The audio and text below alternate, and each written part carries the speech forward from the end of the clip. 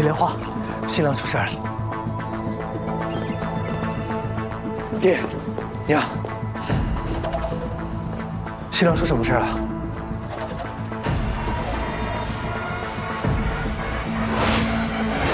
少爷，吓死人了！昨夜新郎出事了，尸体也不见了，现在只剩下一张人皮了。小宝，你们不是刑探吗？这次可一定要帮我找到凶手，替我那枉死的夫君讨回公道。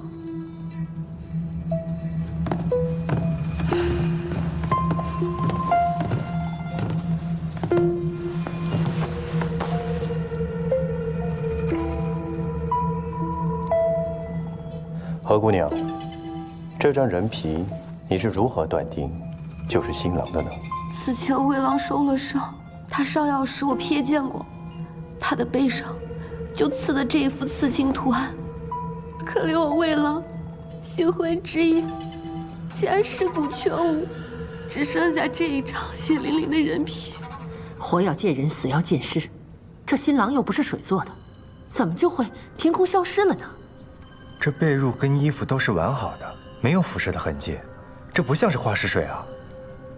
那何姑娘，你可记得昨夜发生过的事情？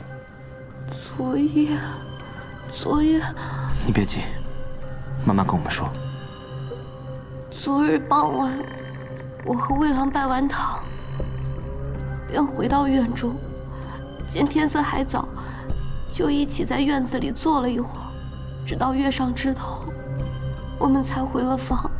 喝了合卺酒后，我就觉得有些困了，魏郎就扶我上床休息。之后我就什么都不知道了。再醒来，就见他变成了这一张血淋淋的人皮。喝完合卺酒就困了，小爷爷，你再仔细想想，有没有其他可疑的地方？可疑的地方？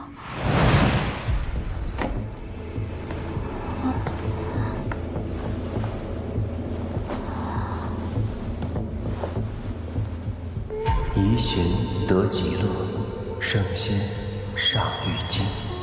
我以前从来没听说过魏郎喜欢诗。的确是。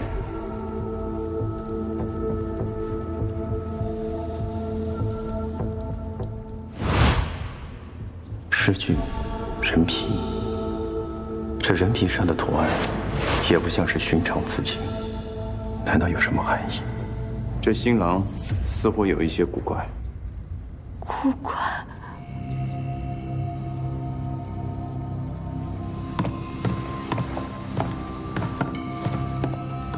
这有人打斗过的痕迹，昨晚应该有人闯入了新房，但却未伤小一分毫。可以肯定的是，这天机山庄内并无其他人在遇害或受袭。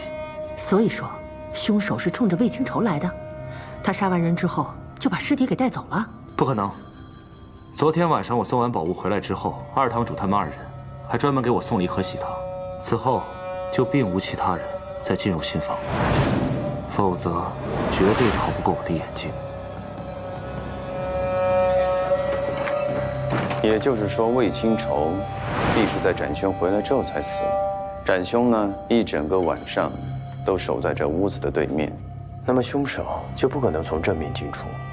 这窗户后面的峭壁没有入口，天机堂的机关向来非常的有名，难不成这里还有其他的机关和密道？这座小楼就是很平常的地方，其他什么都没有。这尸体不见了，唯独留了张雕青人皮在这儿。如果凶手杀了魏清愁，是为了雕青人皮，为何这人皮不带走呢？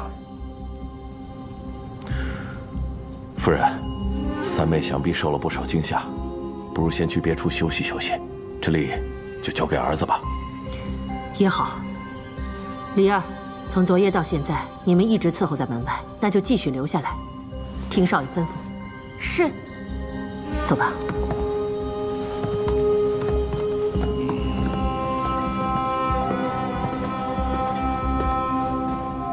你在想什么呢？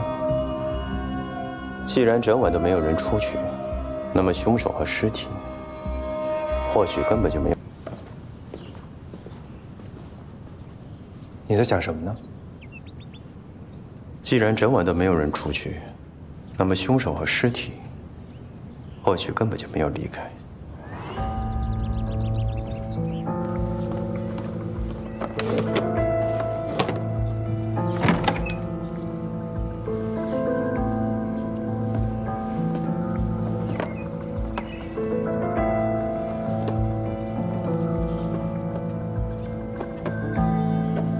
李儿，李儿，这里为什么会配这么大的红烛啊？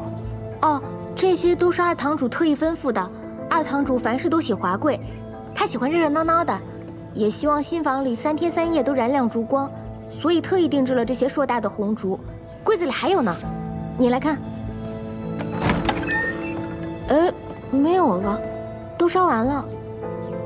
这成亲不过1夜，怎么会烧得这么快？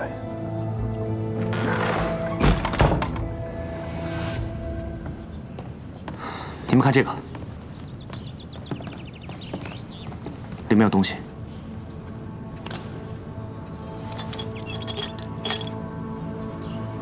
这是什么？这是红玉床的碎片。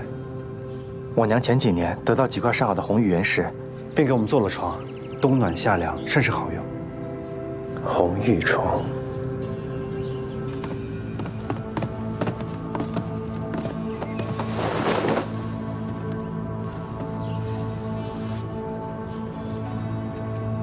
这不是红玉，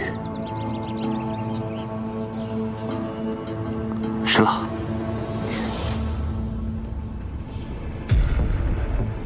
柜子里的红烛消失，这烛台上的红烛又长短不一，看来是有人凿碎了床，再把屋内的红烛熔了，覆盖在上面了。看来，凿掉的红玉碎片，大概都被分散在屋子的各个小角落里了。如果没猜错的话，尸体就藏在红玉床底下。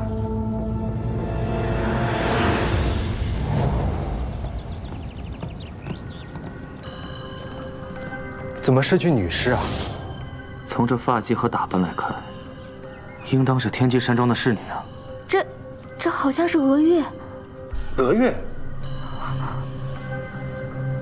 我怎么不认识啊？娥月是最近才来的，少爷一直没回家，自然不认识。最近来，他背上，这脖子上有道勒痕，颈骨也断了，是致密伤。这么细的勒痕，也就表示这东西既要坚韧，又能够置人于死地。可是在这屋里乃至天机山庄都没有这种东西啊。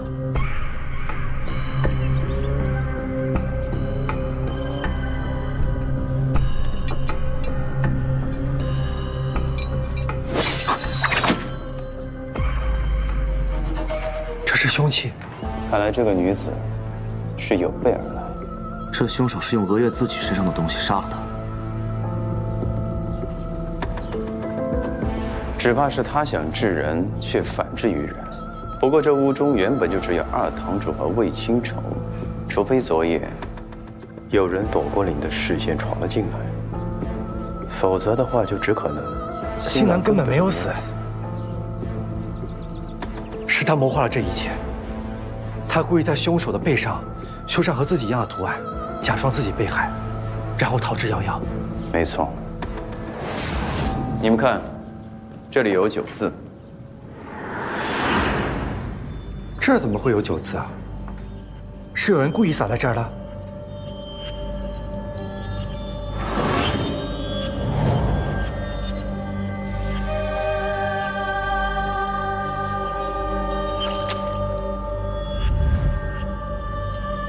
也就表示，魏清愁早就知道这酒有问题，但他却一直没说。很可能酒中的药是被娥月自己所下。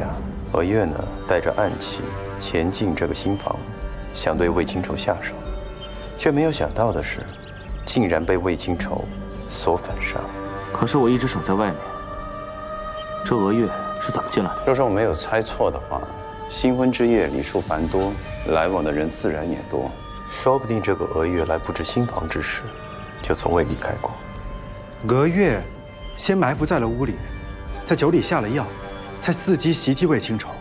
可魏清愁回到房间之后，发现了端倪，于是将计就计，假意喝了酒准备就寝，才伺机反杀娥月。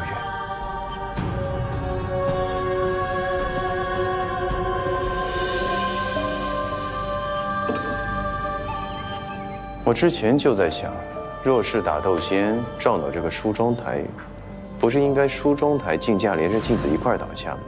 为何前两者都能稳稳当当的，唯独这个镜子却掉了下来？你是说，这镜子是魏清愁拿来杀娥月的工具？魏清愁将何姑娘扶到床上后，假装去拿镜子来整理自己。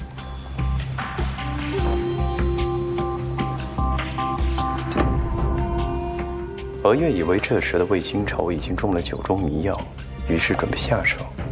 但魏清愁其实早就察觉了娥月的一举一动。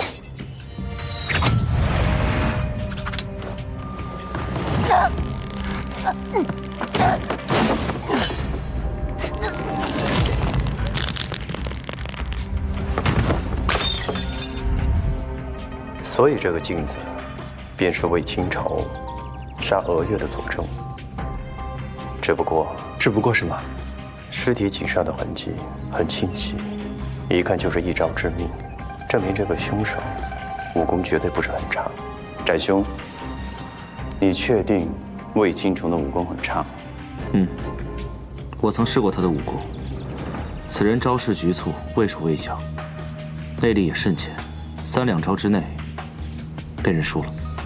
这就奇怪了，这魏清愁究竟是何人？这娥月为什么要杀他？还有，他要是如何从展无畏眼鼻子底下溜走的呢？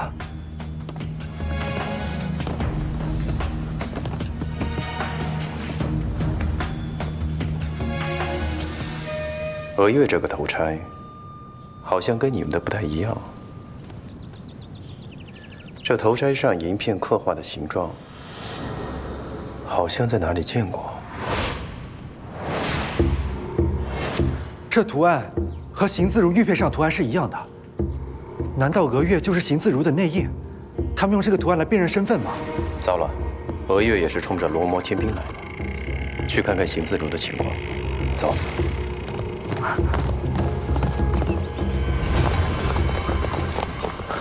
少爷，邢自如不见了，怎么回事啊？不是让你们好好盯着的吗？是属下等失职，原本一直派人盯着邢自如，但新房这边突然发生了意外，山庄下不少人都被吸引了过来，邢自如趁机混入人群中，不见了踪影。那罗摩天兵可有异样？密库那边有长护卫盯着，安然无恙。但邢自如失踪前不久，确实在密库前徘徊过一阵，后来不见了。山庄的入口还封锁着，此人肯定逃不出山庄。你们赶紧带着人四处搜查。是。走。既然娥月是连接魏清愁和邢自如两头的人，去看看他有什么其他的线索。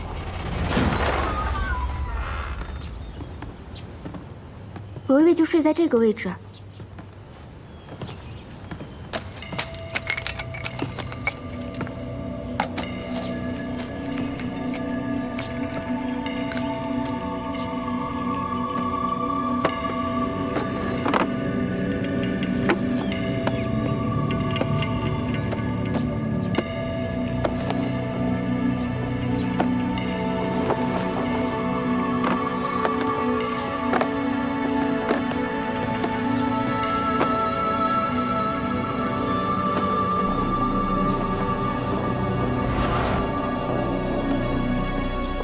1300。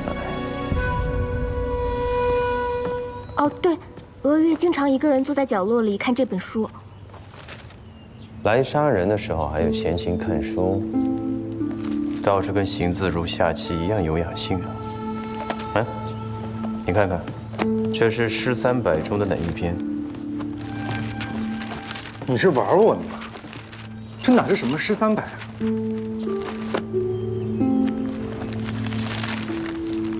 喏，忘忧清月集。你们看啊，这邢自如摆这个忘忧清月集上的棋局，娥月也藏了一本忘忧清月集，这不会是巧合吧？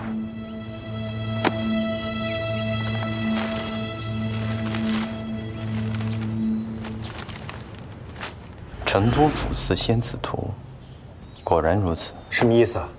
你们看，这本集子每张棋局图右页的注解文字恰好都是19行19列，正好与棋盘上的横竖相同啊。你的意思是，每个字的位置跟棋盘上的交叉点都是对应的？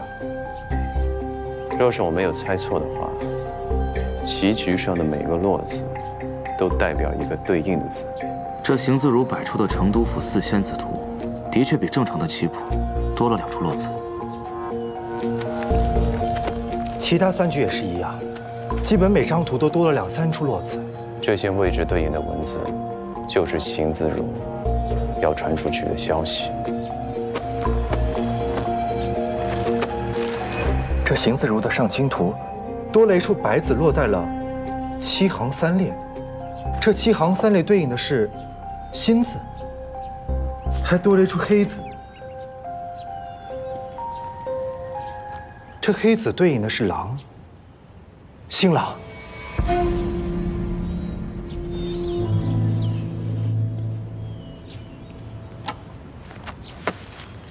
新郎天兵。密库右一，令某。密库右一说的应该是我娘因为展示出来的那一枚。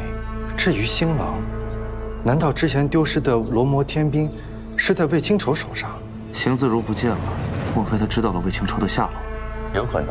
当他听到山庄出事时，估计就已经猜到娥月已经出了意外。若能弄清楚魏清愁是如何离开新房一事，那就能顺藤摸瓜找到他的去向。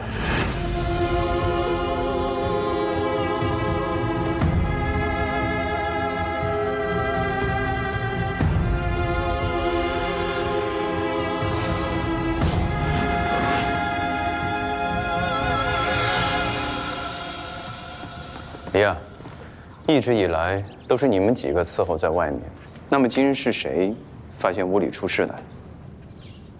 我们几个是一起进来的。今天早上按照规矩，我们8个做喜娘的丫鬟要端着喜盆来给新郎新娘梳洗，可是在门口敲了门好久也没有人来应答，怕误了时辰，一商量就直接推门进来了。结果就看到满地的狼藉，床上血淋淋的一片。那然后呢？然后我一开始就吓懵了，我看大家都跑出去，我便也跟着出去了。我也是。那是谁第一个跑出去的？又是谁呼救的呀？不是我，也不是我。我当时都吓傻了，光顾着往外跑，哪里还有时间叫人啊？好像是你在我前面，是你喊的吧？我没喊，我也没有喊。这就奇了，怎么大家都不是最先跑出去的？而且大家都说没喊，可是我明明听到了呀。的确，我也是听到了这屋内有女人的呼救声，才赶过来的。既然你们都不是第一个跑出去的，也都没有喊，那就说明了有第9个人是在呼救啊！第9个人，不是我，这哪来第9个人啊？你的意思是说，这个魏清愁假扮成侍女，混在当中逃跑了？正是。既然娥月可以趁着人多的时候混进来，那么魏清愁为何不会以同样的方式混出去呢？这也就解释了娥月身上的外衣为何不见了。此事若是个女子，倒是极有可能。可这魏清愁是个男的，就算这样子装的带相，这声音也破不了啊。说不定这个新郎就是个女子呀。啊！李莲花，能别胡闹了吗？方小宝，你忘了，苏小庸扮成男子的时候，你不是也没有认出来吗？我那是没看清楚。再说了，这天机山庄这么多人呢，难道谁都男女不分吗？更何况我小姨跟这个魏清愁朝夕相处这么久呢，怎么可能没有发现啊？这个问题我也刚刚想通了。哎，展兄，你说魏清愁的武功招式局促、畏手畏脚的，那与他过招的时候，有没有发现他一直护着自己的神阙穴，不敢舒展拳脚呢？你怎么会知道？那便就是了。你们可听说过江湖上有一种奇特的武功，名曰雕龙画凤？雕龙画凤，传闻这是一种让人暂时转变性别的神功，但其实此功只会让修习者的声音和外表发生变化，故一般人不易察觉。但此功极难练成，所以江湖上鲜有人会。我知道的就有一人，两仪仙子。两仪仙子是当年金渊盟座下3王之一四象青尊的妻子，据说曾深得雕龙画凤神功真传。四象青尊，当日我们在女宅查到的，这四象青尊不就是4个男婴后裔之一吗？没错，或许这就是两仪仙子也要拿走罗摩天兵的真正原因。堂主，厨房账本给你要来了。有劳了。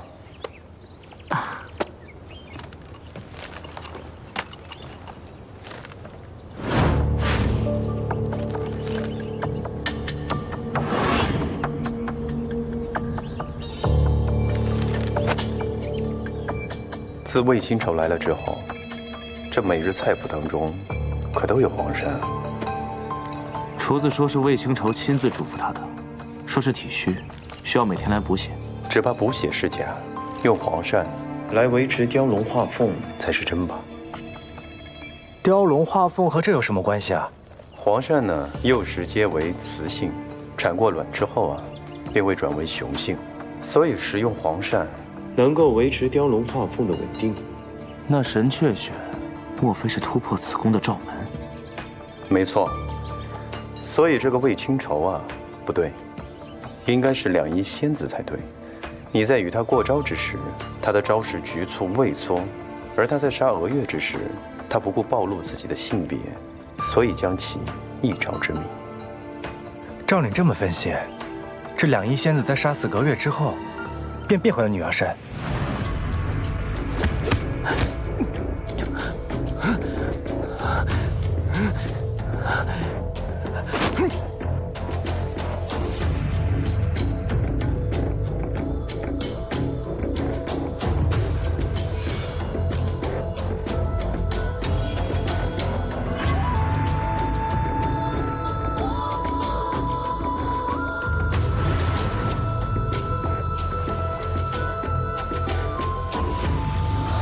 二堂主，姑爷。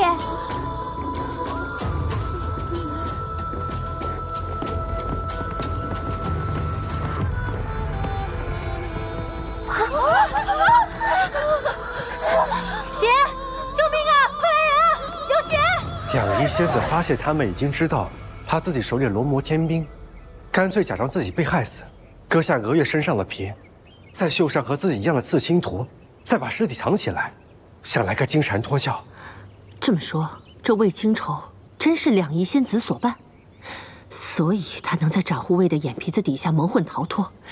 哎呀，我那个可怜的傻妹妹。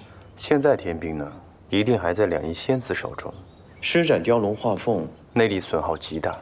我猜这两仪仙子必是虚弱之极，所以我们必须赶在邢自如之前找到她。阵地损耗，娘，你可曾记得后山的冰火温泉？两仪仙子来这段时间，可曾知道那里？对呀，我怎么就没想到呢？这温泉治阴治阳，定是帮人修复真力的好地方。以你小姨那性子，知道自己如意郎君受了这么重的伤，怎能不带他去啊？恐怕现在那两仪仙子就在那儿。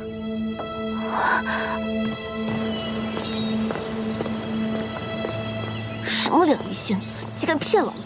别让老娘抓到你！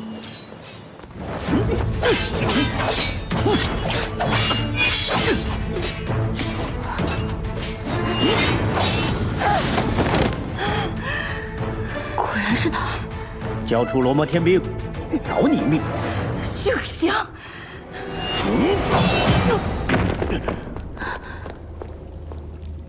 谁给你的胆子，竟敢在我天机堂撒野？小凤，待会儿再给你算账。二堂主，莫非你还要护着你这位如意郎君不成？怎么了？他是和我拜过堂的人，就归我管。要杀要剐，也只能我说了算。哼，那就要看你的本事了。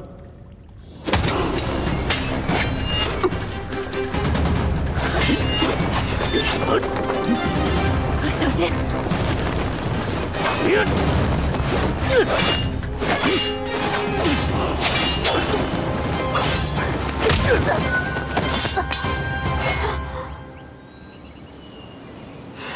老娘中了迷药，内力还尚未恢复。有本事等老娘武功恢复了，我们再堂堂正正的打。哼，那正好，二堂主就跟我邢某一起走吧，离开这里，我有的是时间等你恢复。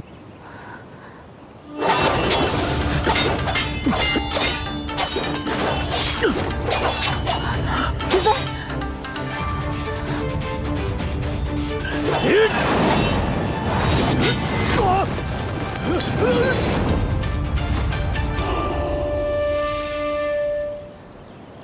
小叶，你没事吧？你没事吧？没事。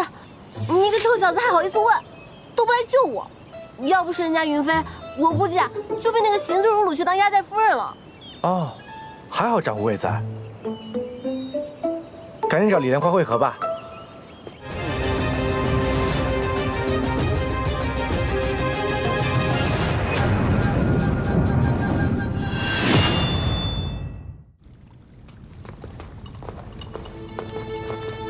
李莲花，他伤势如何？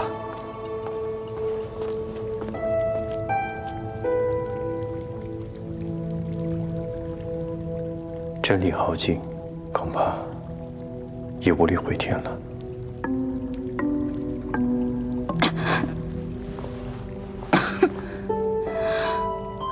无妨，受人所托之事，我已办妥。仙子所指之事，可是与天兵有关？所以罗摩天兵果真在你身上？贺堂主，哎，贺堂主，皮公子有恩于我们夫妇，他临终前嘱咐我一定要将罗摩天兵交到你手中。临终？这么说，皮师兄他……皮公子离开天机堂后，曾遭人暗算，双腿残废，得百川院佛比白石相救。所以最终决定替百川院镇守第188牢的最后一牢龙王关，从此再未涉足江湖。难怪他这些年一心全无。我与夫君思想清纯，虽多年来被困于龙王关中，但夫君生前身患旧伤，曾多次得皮公子相助。不知为何，金元猛得知了龙王关的位置，前来攻打。皮公子为了守住龙王关，最终战死。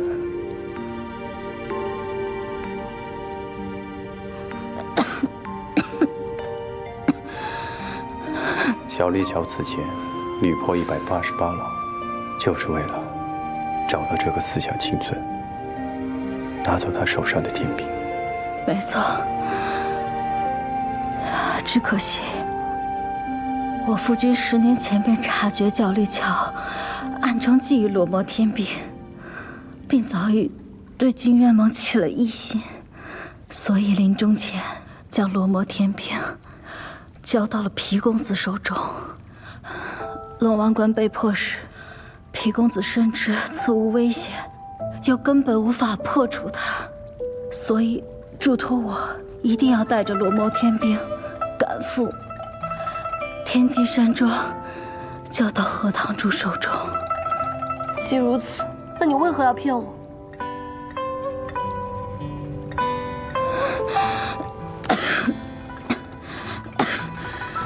小凤，我无心欺骗你，只可惜我从第188牢出来之后，一直被角力桥的人追杀，为了掩人耳目，不得不运转雕龙画凤，将自己变作男人。可是我伤势太重，那日便倒在了路边。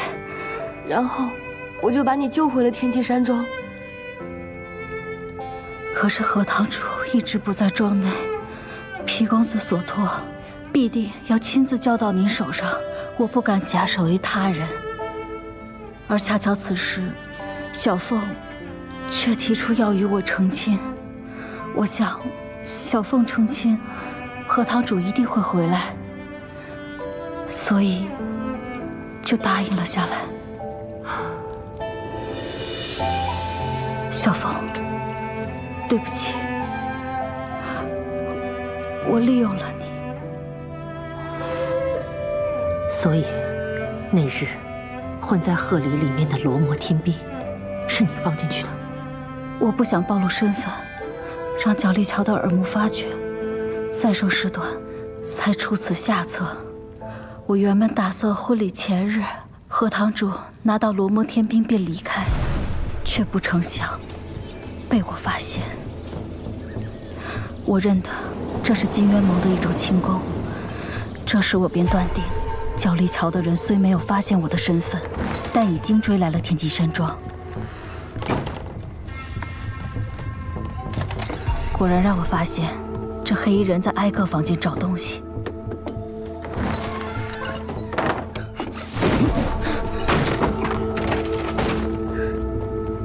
我觉得山庄中已混入细作，不够安全，所以只得先将天兵拿走。昨夜你们进入新房时，你察觉已经有人潜了进来，在你们酒中做了手脚。你当时发现有人在跟踪你，于是才将那个刺猬给杀了。没错，可是俄月并不是我那日所见的黑衣人。敌在暗，我在明。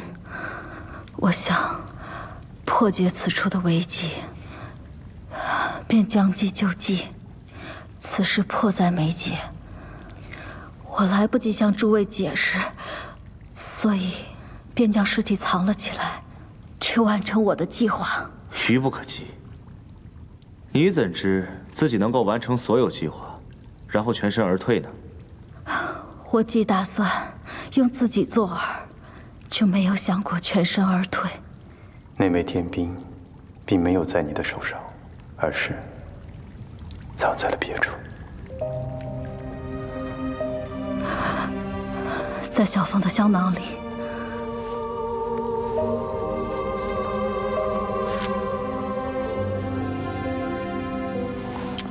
皮公子所托，我已办妥。那张雕金人皮呢？你是不是也有一些话想要告知我们？那人皮上的图案，原本是我夫君绣在我背上的，上载“可知业火腾”之法。只可惜，我并不知其意。我知道，我已凶多吉少，便将图案原样的绣在了俄月的背上，把它挖下来留在了房间里。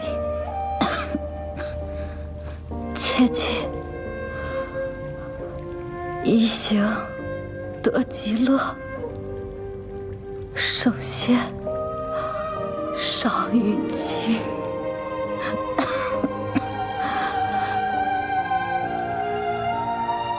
小凤，希望你不要怪罪于我。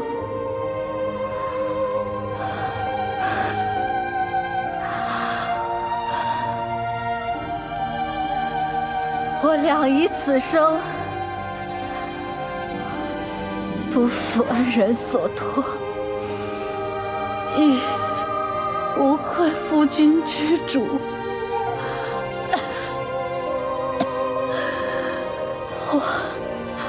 武汉，武汉，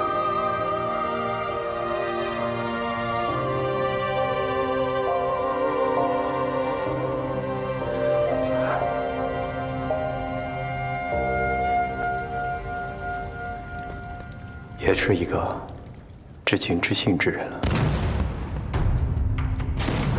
不好，有敌来犯！我们先去一探。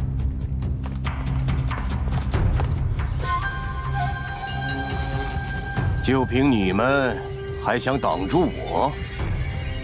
这么多年了，这天机山庄还是这么不自量力呀！何人在此大放厥词？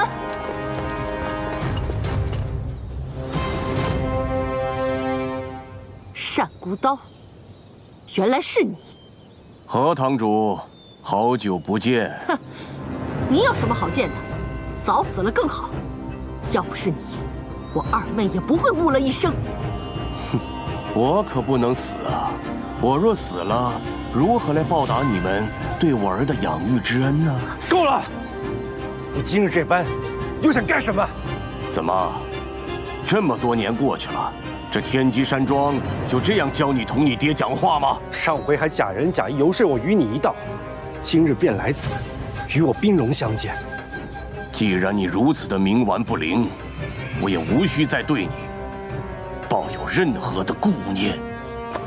大人的事情你不必参与，先进去。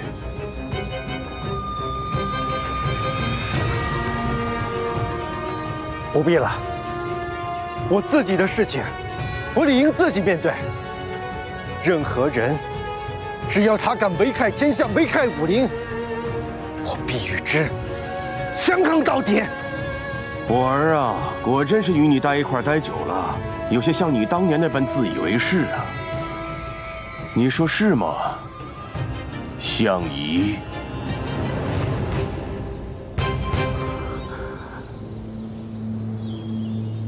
相宜？这是真的吗？当真是李相宜？我就知道李相宜哪有那么容易死，太好了。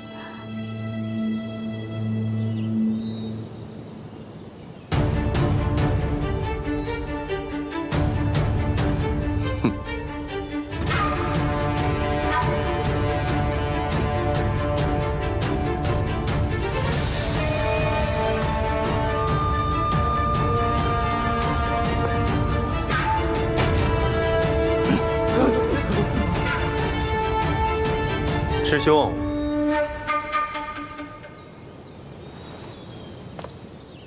这许久不见，你还是这么弱啊？想必今日也是为了天兵来的吧？师弟还是喜欢玩这种小把戏啊！看来你的功夫也没什么长进。不过师弟就是我师弟呀，我想要什么，你倒是一清二楚哦。你放心。天兵是不可能会给你的，那可是由不得你啊！你也看到这些闲日撵了，还有我身边这群武林高手，他们可早就摩拳擦掌喽。嗯，无界魔僧，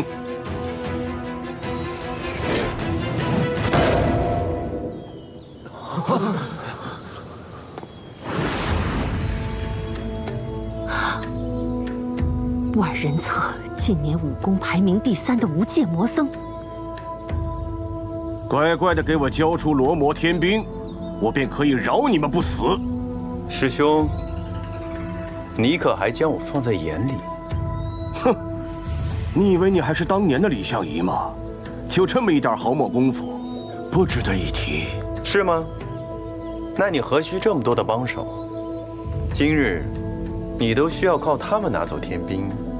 唉，单孤刀啊，单孤刀，你依旧是一个弱流之辈啊。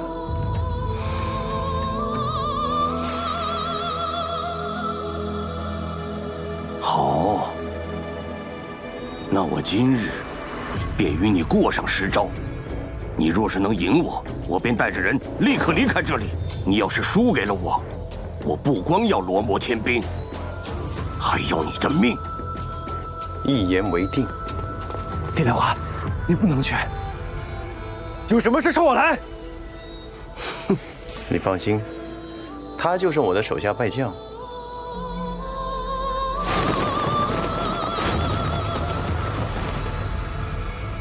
不能有事啊。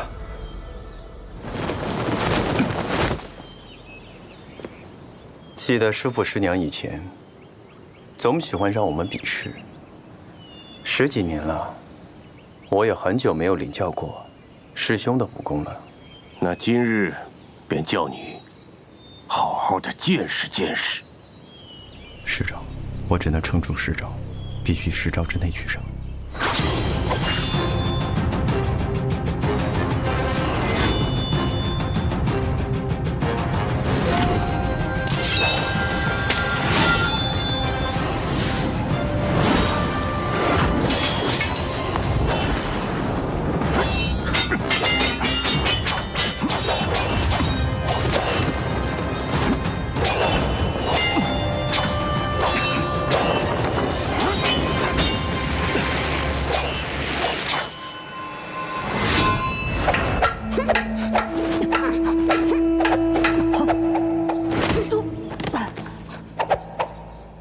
师兄，我又赢了。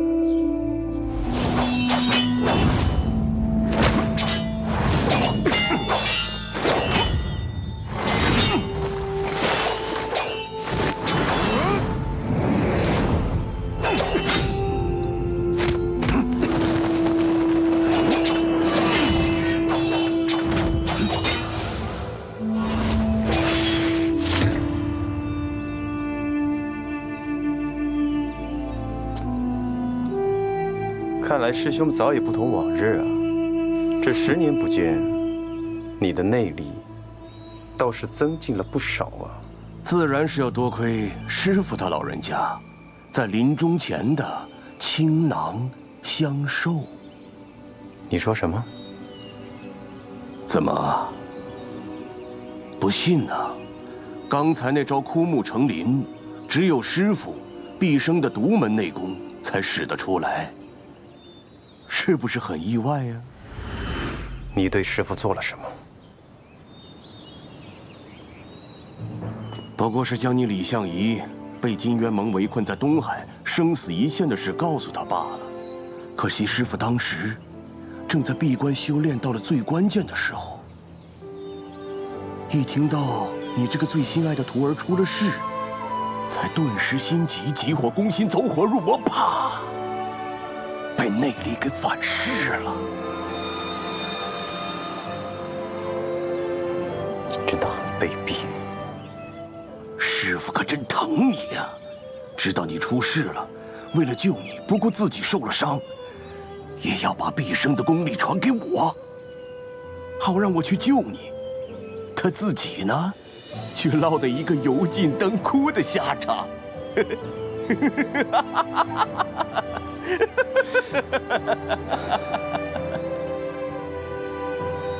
师父他是为了救我，才中了你的诡计。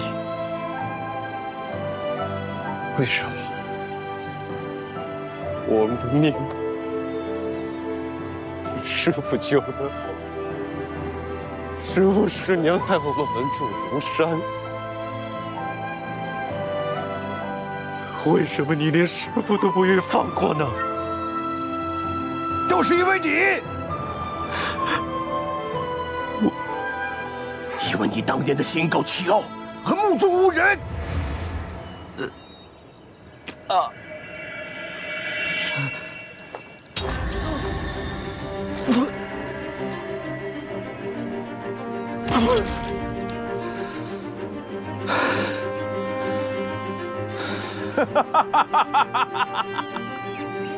10年了，10年了，你终于输给了我，还是败在了我的脚下。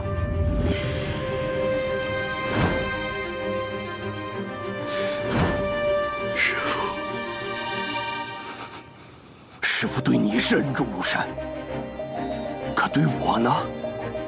师父的眼里何曾有过我这个徒弟？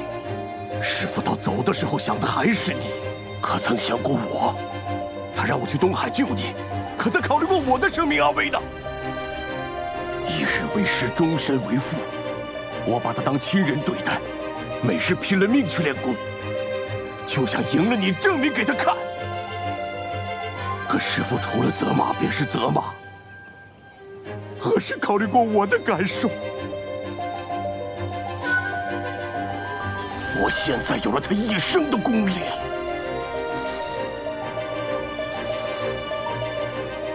那属应得的。昔日灭族之徒，我定要为师父报仇。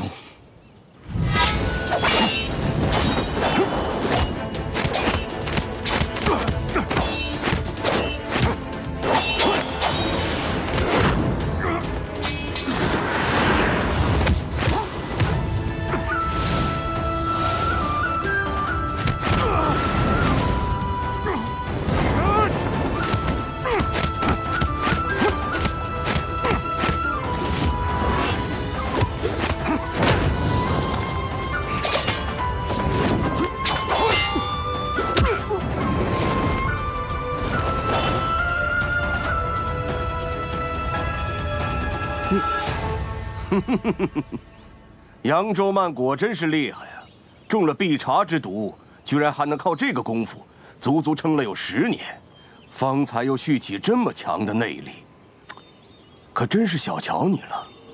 不过那又如何呢？你不要忘记，你身上这个毒，除非找到忘川花，否则谁也救不了你。你好好想想，你还能活得了几日啊？你不是告诉我，你的毒已经解了吗？别婆婆妈妈的了，我都懒得杀你们了。方多病，我再给你最后一次机会，把罗摩天兵交给我，不要再浪费我的时间了。你别做梦了。好，那就休怪我无情了。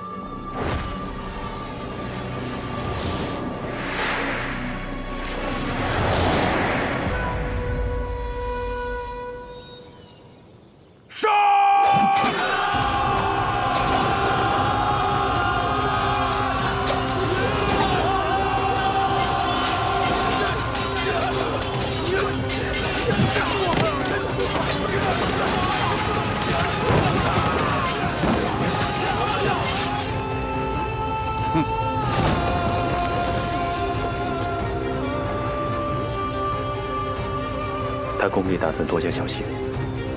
放心吧，我死不了。那你自己小心。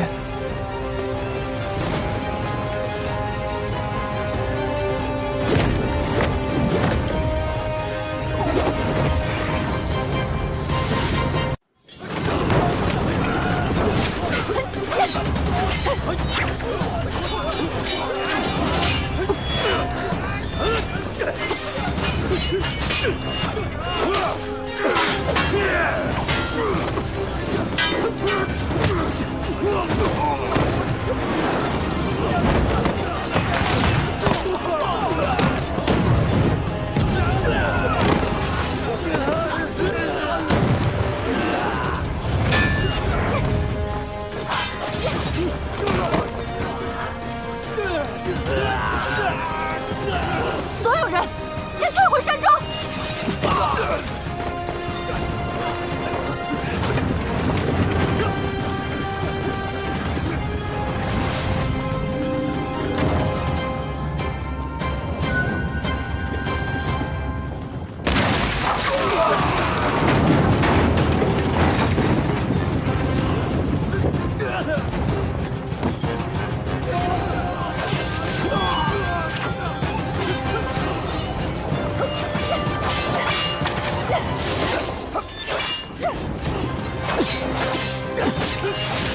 娘，快打开机关，这里交给我。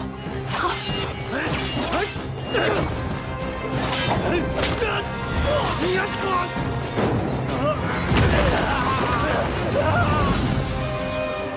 快！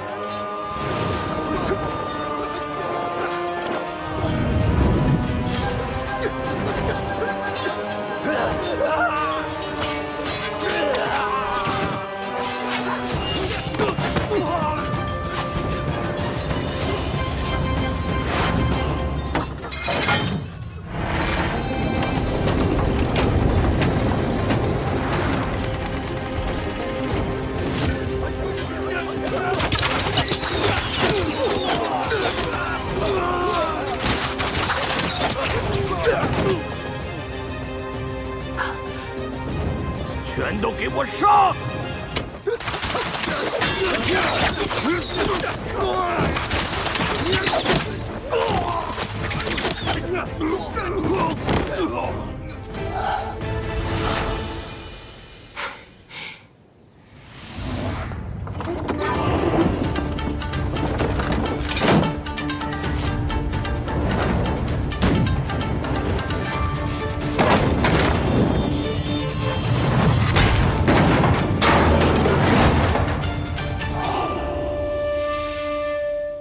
没想到一根磁石剑就能将你的闲日年变成一堆废铁吧？偷学了我们天机堂的追云车，把它改造成杀人利器，以为我就发现不了它的核心吗？哼！从石兽村回来，我就开始研究这破玩意儿。如今你还有什么招？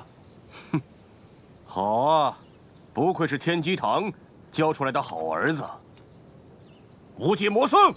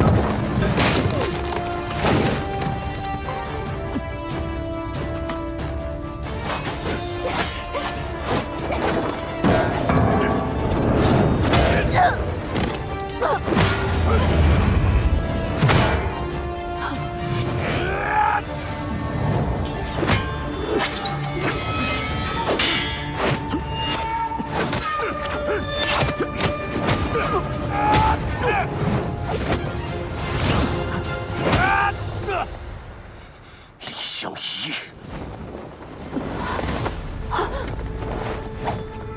翠衣，少峰。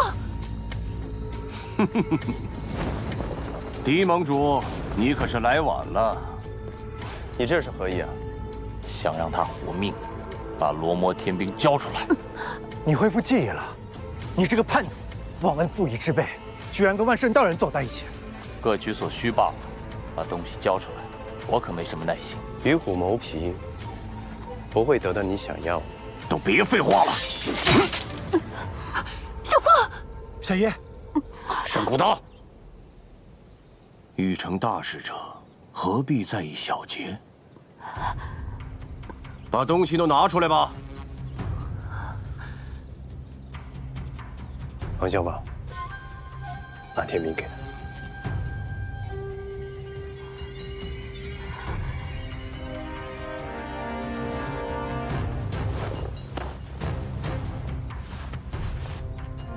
还有一枚呢。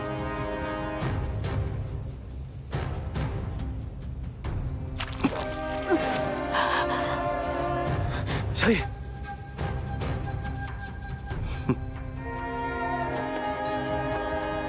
我交给你，同时放人。哎呀，我的儿啊，天机山庄真的没好好教你，跟你爹还想做交易，你没资格跟我谈条件。少峰，小野，拿过来。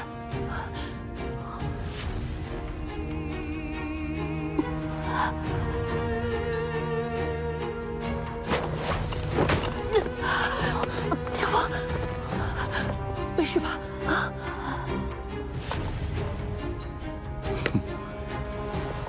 多亏狄盟主出手相助啊！凡事有狄盟主在，果然简单多了。师兄，这是我最后一次教你。从前，我什么都没和你争过。以后，我要你这条命还给师父。那要看你有没有那个命，能活到那日了。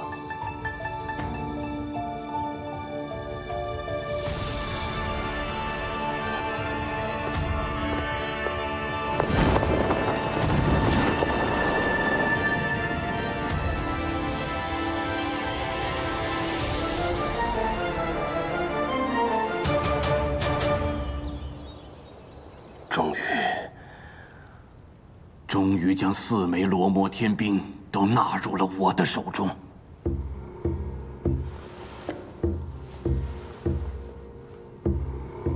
燃汝之躯，屈汝之魂，击我碎岩，野火焚天。恭喜主人，贺喜主人。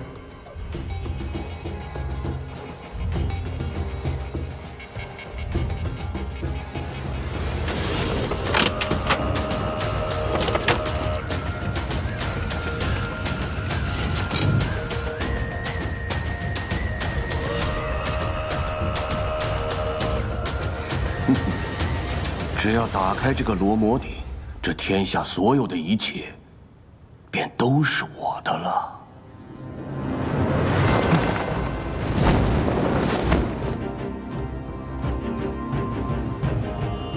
狄飞升，你这是何意？事情我帮你办完了，这个我拿走了。狄飞升，莫要这么猖狂。这里乃是我万圣道，不是你想来便来，想走便走的。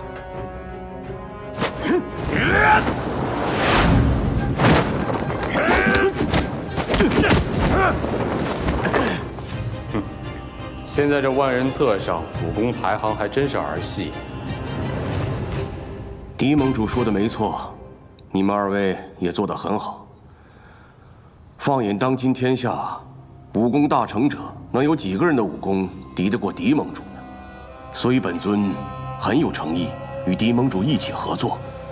狄盟主若是真有急用的话，我便将罗摩鼎和罗摩天兵借给狄盟主便是。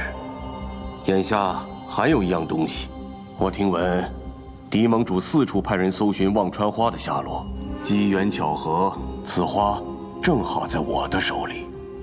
我想狄盟主一定很感兴趣吧？此话当真？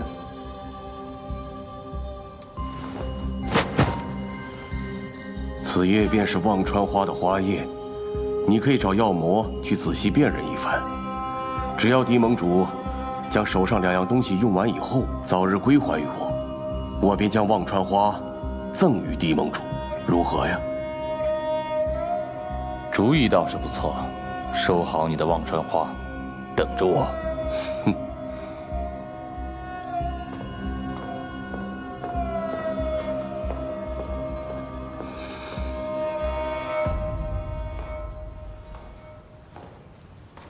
还是只有我最清楚，如何才能捏住我的男人。怎么样？我跟你提过这忘川花，是不是真的很有用？托王我4处派人搜寻，抢先一步将忘川花纳入到我的手中。单门主，我这次不计前嫌与你再度合作，你当知我想要的是什么？放心吧，用完狄飞升之后，他便是你的了。放心，前车之鉴我可还历历在目呢。哈，上次不过是权宜之计，你也看到了，狄飞升逼到了眼前，我只能假意顺着他。若是我们2人都与他撕破了脸，对我们南印国的大业可是不利呀。这把快刀，我觉得暂时先留着吧。单门主大可不必把过河拆桥说得这么好听。若不是我传消息让雪宫赶去救你，谁又能知道你被关在了何处？更何况，你我本就同出一族，皆是南印王室的后人，更应该一条心呢。哼。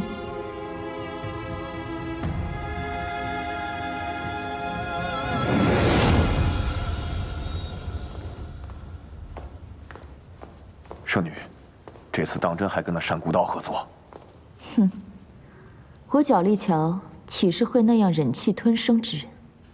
我只不过是想借他的手拿下狄飞升而已。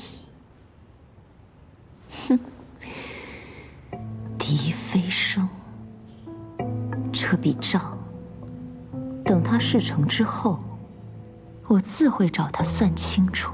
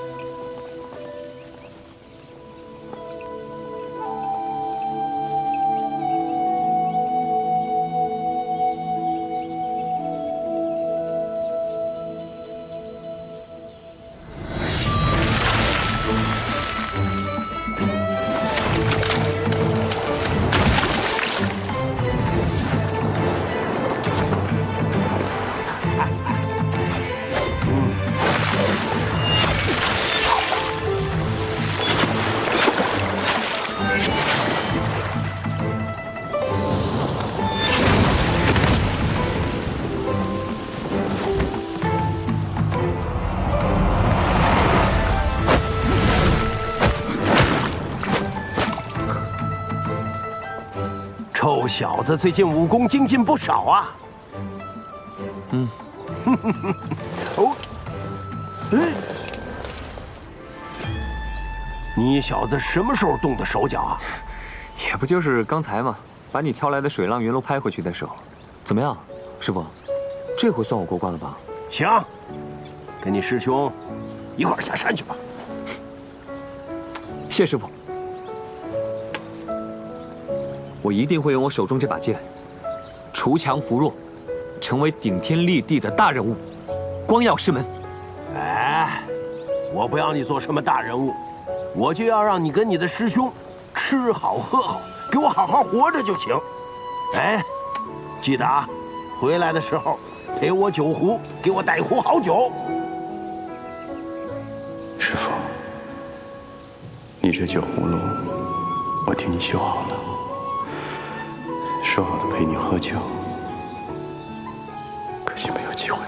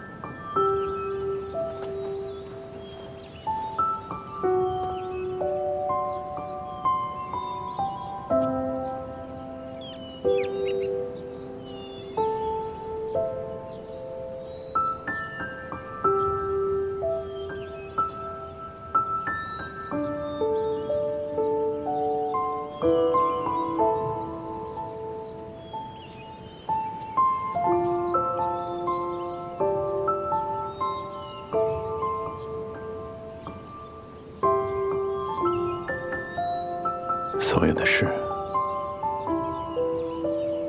也该有个了结了。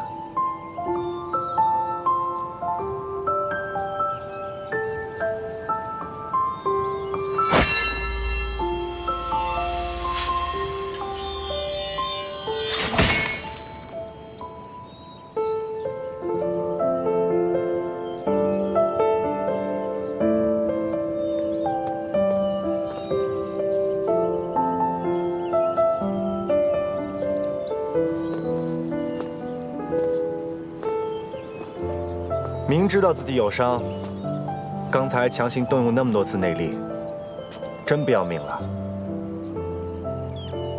都是小伤，无碍。无碍？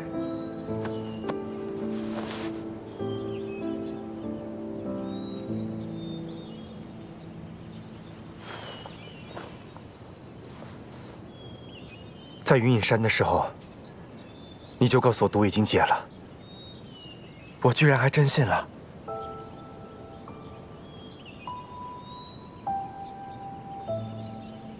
你又把所有事情都赖自己身上了，都说了这不是你的错。因为我识人不会用人不察，那就是错了。既然忘了李相夷的身份，就应该好好面对现在的自己啊，何必揪着过去的事情不放呢？我已经放得太久了。李莲花已经过了10年的逍遥日子，该结束了。结束什么？从云隐山到现在，你体内的毒怕已经不足1个月的时间了。眼下最重要的事情就是想办法救你，你知道吗？方小宝，必杀之毒是无解的。谁说无解了？我现在已经想办法让人四处寻望春花了，一定有办法救你的。我防斗兵这一世，只认你李莲花一个知己，我是一定不会让你死的，其他事情你都不要管了。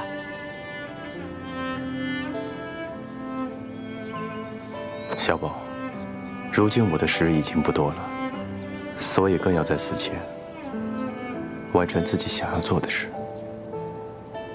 山谷岛，我一定要阻止他。